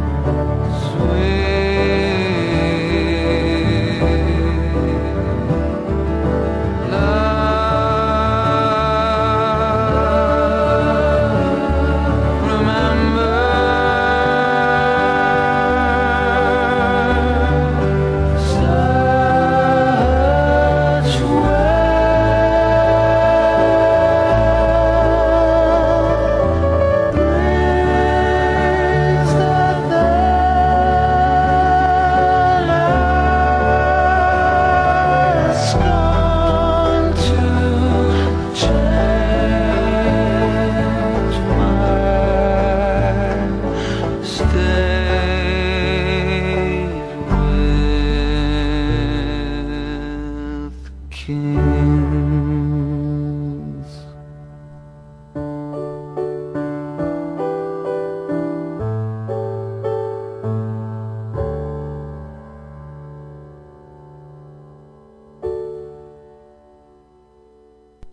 for the community programming of WSKB is provided by Bay State Dental. Comprehensive dentistry at 14 convenient locations in Springfield, Chicopee, Longmeadow, West Springfield, Belchertown, East Longmeadow, Ludlow, Northampton, Greenfield, and Wilbraham, as well as 29 Broad Street in Westfield. Bay State Dental makes it a priority to help you achieve and maintain the healthy smile you deserve. On the web at baystatedental.com. We thank the generosity of our underwriters. For more information, please contact the Westfield State Foundation at 413-572-8646. Wednesday mornings start off right from 6 to 8 a.m. with Tina Gorman and Wake Up Wednesday. Community Radio. 89.5 WSKB. Live from the campus of Westfield State University. This is 89.5 FM, WSKB, Westfield. Wow, it's Tuesday morning, and it is April 23rd, 2019, Shakespeare's birthday. Beautiful Loudon Wainwright's son, Rufus. You practiced that all during the break. I did. Yeah, okay. I got to say it, actually. Hey, we are going I still can't. We need to get Ed Orgill on the phone, because Ed Orgill, who is the director of jazz studies, we really need to talk to him because there's some great music happening up here at Westfield State. Meanwhile, Bookstore Diva, Blue Umbrella Books on the center of town. I would like to know what you're reading. What am I reading right now? So I'm reading a classic, Jane Eyre, which I've never read. Oh, wow. Yep. So Jane Eyre is not my forte. It's not my first genre choice, but I'm reading it for a discussion group. And I would say that I am glad that I am reading it, but I don't know that I'm fully loving reading it. It's a little verbose. There's a little... Jane Eyre was written by... Charlotte Bronte. Charlotte Bronte, the Bronte sisters, yes. Yep. So, but I'm glad to be reading it, but it's certainly a departure for me. Yeah. Is it a love story? I can't remember. I think it's just somebody's locked up in the attic. It's a love story-ish, yes. There's a raving lunatic in the attic and Mr. Rochester. And Rochester. She's an orphan, and in love with the employer. I'm not all the way through it yet, and I really don't even know what the Cliff Notes version ending is, so I'm excited about that, too, to see how Jane Eyre ends. Hey, Bob, maybe your guest on the phone might have a comment. Did you read Jane Eyre, Ed? Ed Orgill, did you ever read Jane Eyre? Hello. Hello. I can't say that I have. No, thanks. No.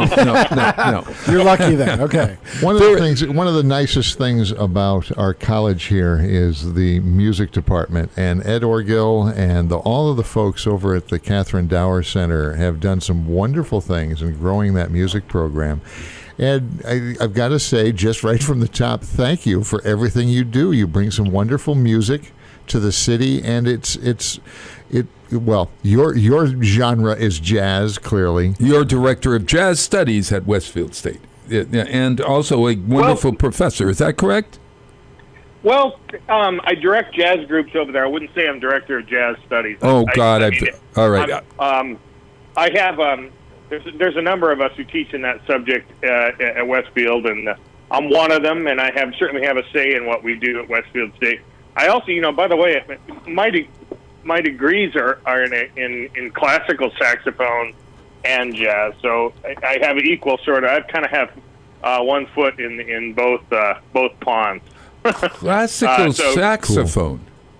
Yeah, that's a genre of music that a lot of people aren't familiar with.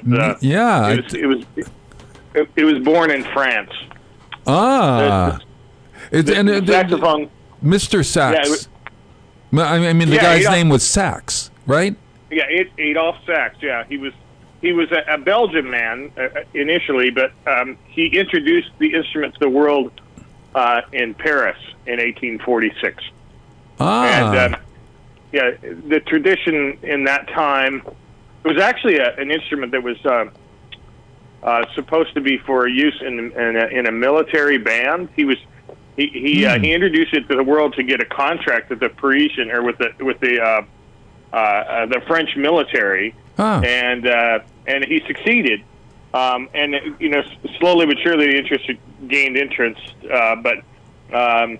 and there is a classical tradition, and it actually does makes its way into symphony orchestras from time to time. It's just not a standard instrument, but sure. Which one that you hear. Which came first, then? Jessica, you have any idea? This is Jessica Martin, Ed Orgill. Hello, Ed. Hi. Jessica, do you know which came first, the clarinet, the tuba, or the oboe, or the saxophone? I'm going with the oboe. All right. So, Ed, what do you think? What's the answer? I think she's right. There was but the clarinet and the instrument called the chalumeau have also been around quite a while. But I think the chalumeau. The double reeds have us all beat though, because they all kind of boil down to somebody blowing on a piece of grass. Oh, really? That I didn't know. That's kind of cool. Yeah, and so the double reeds tend to outdate the single reed instruments before they had the kind of technology to make a mouthpiece with a reed on it that could put a column of air into vibration. They were doing that with blades of grass beforehand, and they were actually using blades of grass in their to make the sounds.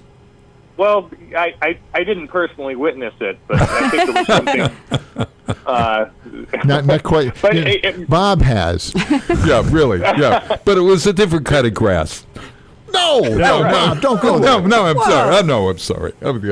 No, we were blowing another kind of grass. I don't. That sounds so crazy. What do you mean we? I don't know. Ed, he's gonna need this one.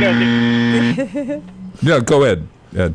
The oboe boils down to there's an instrument called a sham, and it could be found in a lot of places in the Middle East. No coincidence that that's some of the where the most ancient cultures are, at least Western cultures are located. And the instrument's called a sham, and it's essentially a really kind of a crude oboe. So, and that one's been around quite a bit longer than the saxophone or the clarinet. Of course, you might think that it's possible that maybe the flute's been around longer than any of those. But if you think about a flute, what would be called a flute-type aerophone, which would be any type of instrument that has the same mechanism for making sound that a flute does, which it would include an ocarina and any of those kind of bamboo flutes you see around the world too. To be honest with you, and I'm not exactly sure which one's older, and I don't know if we would be able to really determine whether the sham or the flute would be older. Gotcha. I don't think anybody's got that kind of memory. Yeah. Hey, Ed, you're going to be a guest on my show next week, and we'll talk all kinds of music next week. But I wanted I said call up because we want people to start to know that there's some great music happening at Westfield State, and also that you as a member of the board of Westfield on Weekends have helped us to refine our musical offerings, and so you're on all these committees for Westfield on weekends, as well as doing some great stuff at Westfield State. Tell us what you do at Westfield State and what's happening here. Well, let's see. There's a number of things happening at Westfield tonight. By the way, is a Wind Symphony concert featuring the Westfield State Wind Symphony under the direction of Dr. Karen Lavoie. I've heard them. They're really great. That's right. And actually, we're going to be celebrating a gift to the department by Dr. George Rogers, Professor Emeritus at Westfield State. And he has made a substantial donation to the department for scholarships this year. And he's going to be conducting the group for a number. And then there's a reception after following the concert to honor George and his wife and the family. So we're very much looking forward to that. Where is that? At Devers Stage? That's on Devers Stage, yeah, which isn't at the Dower Center. Right. So Devers Stage in Parenzo Hall, right up here. 7 o'clock? That's correct. 7:30, I think. 7:30. Yeah, this can be confirmed by looking at the calendar events on the Westfield State University Music Department calendar events. There's other things happening. Yeah, what do you got? There's the fall next week is the Westfield State Jazz Big Band, also on Tuesday night, also at 7:30, and we're going to be featuring a guest artist named Chi-Chi Santucci. And well, wait a minute, Chi-Chi. See, what is it? Chi-Chi Santucci? Yeah, Chi-Chi Santucci is a jazz trumpet player who spent a good portion of his career in Italy. He's famous in Italy and Europe. As one of my professional trumpet players friends told me, he was the Roy Hargrove of Italy. And Chi-Chi's still playing. He's 80 years old, and he's still playing. No. He's an amazing player, and so we're featuring him as a guest soloist next Tuesday night. He's got he brought an arrangement and composition of his own to the band that we've been rehearsing, and then we're going to feature him as a soloist on a few of the numbers as well. So we're looking forward to Chi-Chi Santucci. Yeah. And the idea that a man has enough breathing power to play that, it's incredible to me. You know, he's 80 years 80 old. Years old. He can still bury the band. And, that, brass instruments are known for being able to do that, but Chi-Chi's an astonishing player. He really is. He's I've first encountered him in some local area big bands that I play in. I first heard him down in Hartford, and we played a few gigs together over the years. And this term, I was playing a reading band with him, and I'm often in need of filling spots in the band, especially in the brass section. And that's Jessica plays. You're a tubaist, aren't you? A tubaist? You jest. You're so funny. That would be my instrument of choice, sure. If I had the tuba. Yes. You regularly use Pat Kennedy, though, right? Pat Kennedy comes in a lot and helps out. Pat's playing Pat's not playing Tuesday night. We have a sub for him because he's got something going on his campus. But yes, he is playing for us this term. He played in an earlier concert. We did the radio show, and he's also playing with us on the 5th. Sunday the 5th, which is the Westfield Jazz Celebration, which is going to feature my band and his band and Will Cho's band. Will's another music educator in the area. Where is that taking place? Well, it's supposed to take place on the green, weather permitting, and if it doesn't, if weather drives us off the green, we'll be in room 127 out there at the recital hall at the Dower Center, which is the same place the concert will be next Tuesday as well. So next Tuesday's concert, tonight's concert at 7:30 is in Dever. It's the hall, Dever Stage. Yeah, that's on. Right. That's on Dever Stage, and the big band concert's in the recital hall at the Dower Center. And then on the green on May 5th. May 5th. What day is the week? I think we start at 12:30. That's in the afternoon. Sunday afternoon. Sunday afternoon on the green. This sounds terrific. And this is the second or third time you've done this. Westfield Jazz Day or something. What do you call it? We call it the Westfield Jazz Celebration. Wow. And it's featuring all the area school jazz groups, the high school band and then the junior high band. I think we even have one. The Little Scrapers are going to play too. I love Scrapers. And that's on May 5th. Sunday, May 5th. Sunday, May 5th. Yes. Oh my! Right. Oh man! Yeah, and then there's one other thing on Friday. This Friday night, I'm playing at the Renova Center with my trio, featuring a local drummer named Claire Arenas. I know Claire from years and years ago. She's incredible. Yeah, she's a great player. And Jason Schwartz on bass at the tenor trio, and we're playing from 7 to 9 at the Renova Center. Well, it's actually the Westfield Creative Arts. Yeah. The Renova Center. I've never heard of the Renova Center. The Renova Center, it's the Renova building, I guess, right? Where Westfield Creative Arts is located, and Amy's going to come out and beat you up now. Right. Yeah, our friend Amy Tosi, who runs the Westfield Creative Arts for us for Westfield on weekends. This is the Art Walk's after party, and the Art Walk is happening downtown, sponsored by Artworks Westfield, and it's on several locations. You could go on to artworkswestfield.com. You can also go on to westfieldonweekends.com to to read all about what's happening. I think the art walk happens from 5 until 7, and then there's this after party at the 105 Elm Street, Westfield Creative Arts, and it's you and a wonderful drummer, Clara Arenas, and who's the other gentleman? Jason Schwartz. He's a bass player. Jason also plays with me. We've been playing at the Nook once a month. The last couple of months. Yeah. Hootkeys at the Nook. Yeah. Yeah. Wonderful. Bringing some jazz to that place. We play on Wednesday night. Trying to figure out when the next one is. May.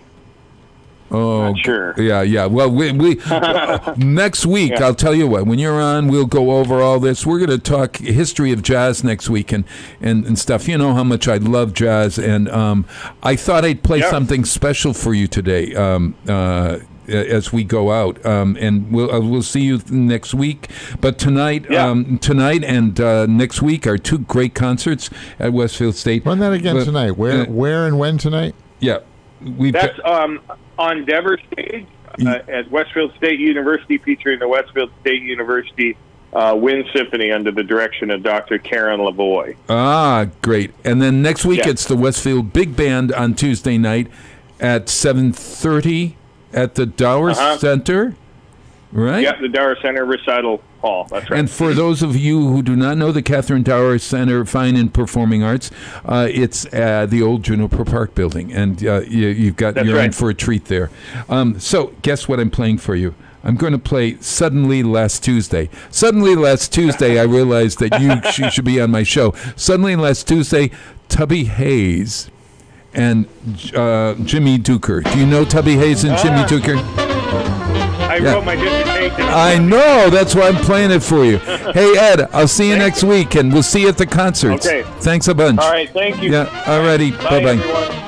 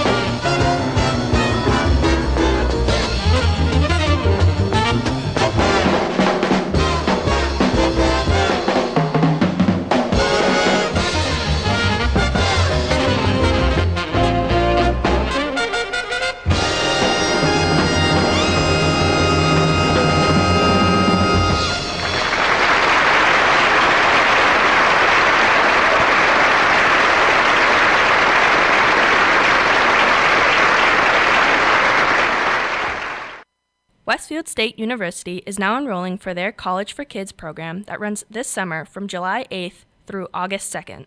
Classes are available for 4 weeks for students ages 5 through 15, in topics such as digital media, science, magic, cooking, and art. To register online for the courses, visit our website at www.westfield.ma.edu/CFK. We thank the generosity of our underwriters. For more information, please contact the Westfield State Foundation at 413-572-8646. It's Tuesday morning from 6 till 8. Wow, it's Tuesday with Bob Plass. Community Radio. 89.5 WSKB. Live from the campus of Westfield State University, this is 89.5 FM WSKB Westfield. Wow, it's Tuesday morning, and it is April 23rd, and we are here with Jessica Martin. Hey, I got a book from Blue Umbrella Books downtown, and I read it. Confederacy of Dunces. I got a book and I read it. I like that. And as I'm listening to the line, I'm realizing, that's exactly what you're supposed to do, Bob. With that book. Well, there's a lot of people that buy books and just put them on their shelves, So you actually read that sucker, so that's good. Yeah. But A Confederacy of Dunces. Have you ever read? I know of the book, and I've seen all the different covers, the versions of it have passed through my hands over time, but I have not actually read the book. It's popular a Pulitzer. classic. It kind of describes my life, Bob. very, very, very true. But A Confederacy of Dunces is written by John Kennedy Toole, Toole, like O'Toole, only without the O. And it's a strange story because the guy only wrote 2 books in his lifetime. One when he was 16 years old, called The Neon Bridge or something, and the other one, Confederacy of Dunces. His mother found a smudged copy in his bedroom or something, and sent it to the writer Walker Percy. And the writer Walker Percy, because he had been sending it all over and getting rejected forever, and the writer Walker Percy read it and was bowled over and really had it published, I think, first through some St. Louis University Press or something. It turns out to be this funny, really wild ride of a book. Now, it's not everyone's taste, but it did win the Pulitzer Prize, and it's got this really unlikable character who really is it's sort of based on I forgot one little thing about this book.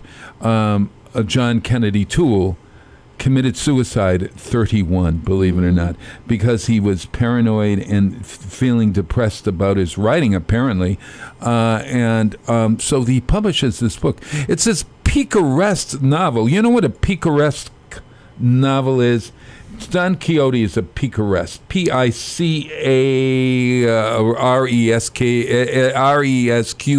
Picaresque. It means Pikachu.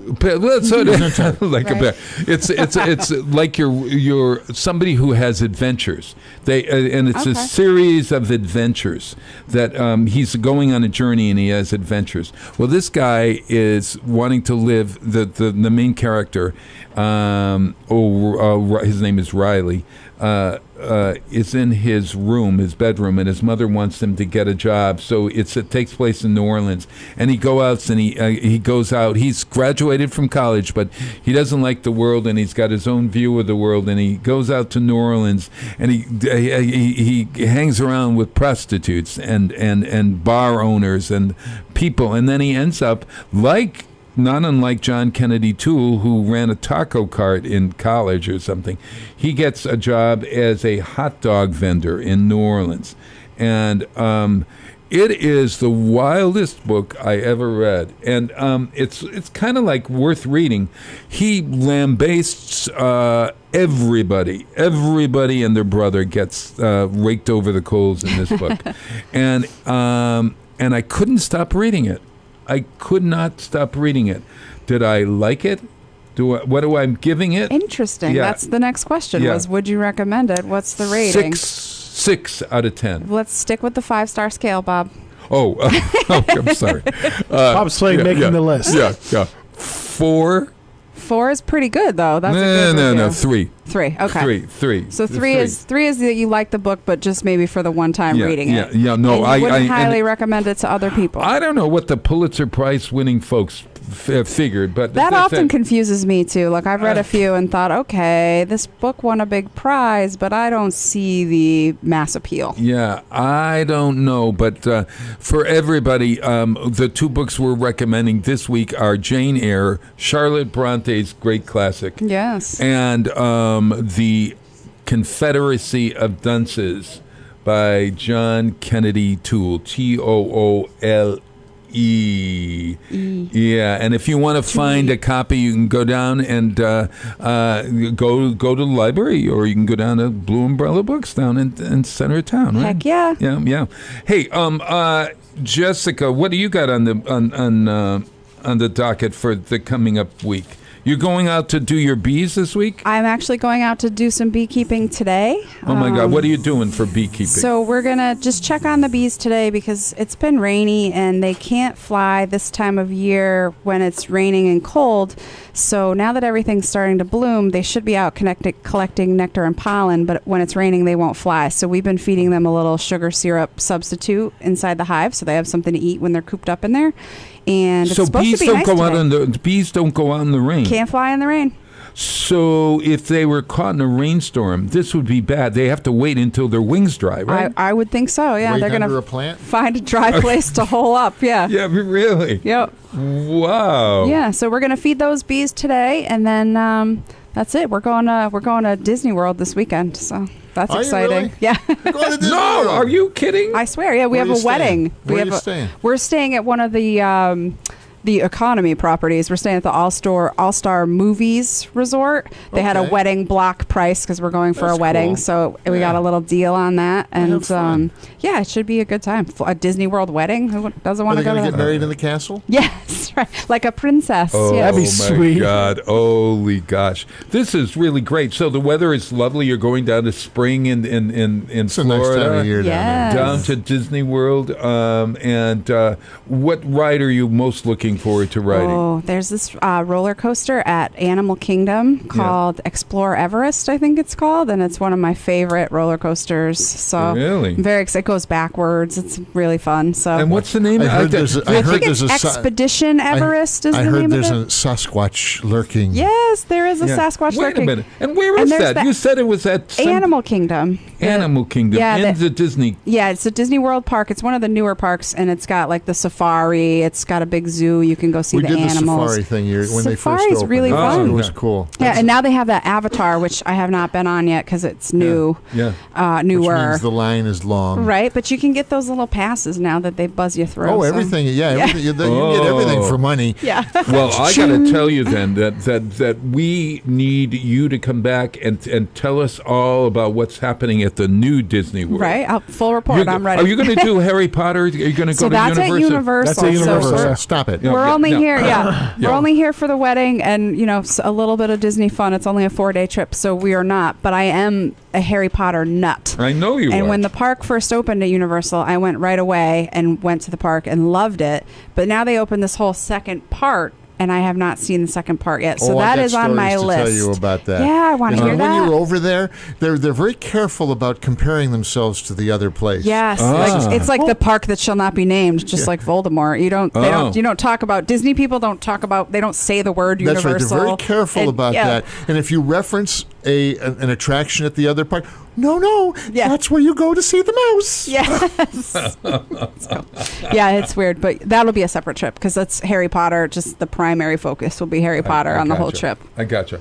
Is Toy Story at Disney World or is it at Disney World? That's a Disney property. It's at MGM Hollywood Studios. They have a whole Toy Story land, which is really nice. Wait a minute. Is it at? So is it at? One of the Universal? No, it's Disney. one of the sub parks. Disney. It's a Disney park called Hollywood Studios. So it's yeah. That's why they have Star Wars in there, too. Mm-hmm. Oh. And the Tower of Terror. Or Yes, the Terror my of favorite. Tower. I love Tower of Terror. And the Aerosmith Twilight coasters Zone. and how Yes. Aerosmith Yep. coaster, yeah. Wow. That's probably my favorite park, Yeah. Hollywood Studios. It is. They used to have American Idol there every day. Yeah, That you was could. very cool. This is where we can start, Jessica. Yes, right. We'll go down and try it out. That's right. You and your tuba, and me and my old voice, and I'll bring the accordion if you like. That sounds like a- They have a Sounds like a special great part. band. They have a special place in the park for that. Yeah. Well, look, everybody, it's 8:01 on a beautiful day. It's going to be in the near 70 today, and enjoy your springtime. Thank you, Jessica. We'll see you next month. Of course. Always Thank you for love having me. you on. And guys, keep on trucking. Hey, I'm going to play an April song. I'll Remember April. You know that? It's a great song, and this is a great version. Chet Baker is speaking of trumpets, a great trumpeter, and he is also with a great Caterina Valenti. I wonder if your husband knows this woman. She was from Europe. She died. She was very popular in the 60s. But this is their version of I'll Remember April. Caterina Valenti and Chet Baker. Hey, everybody, get out there and volunteer. See you next week. This lovely day we lengthen into evening. We say goodbye to all we've ever had. Alone where we have walked together, I remember April and be glad. I was content you loved me once in April. Your lips were warm and love and spring were new. But I'm not afraid of autumn and her sorrows, for I'll remember April and you. The fire dwindled into glowing ashes, for flames and love leave such a little while. I won't forget and I won't be lonely. I'll remember April and I smile.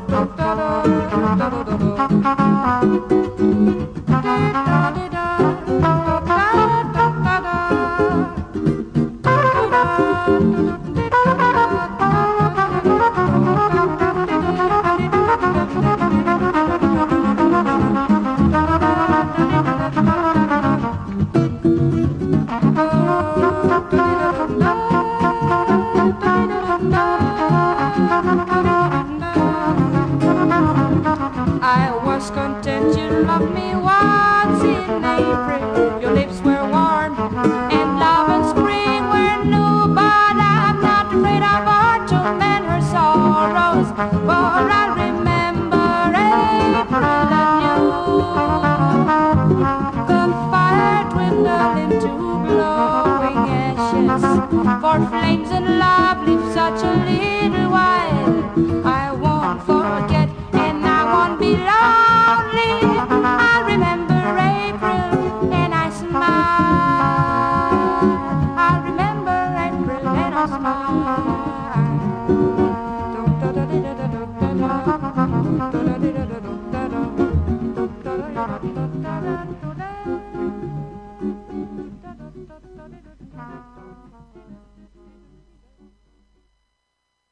Support for the community programming of WSKB is provided by Bay State Noble Hospital, a brand new name for a Westfield institution which is improving the health of our community every day with quality and compassion. Noble Hospital and Bay State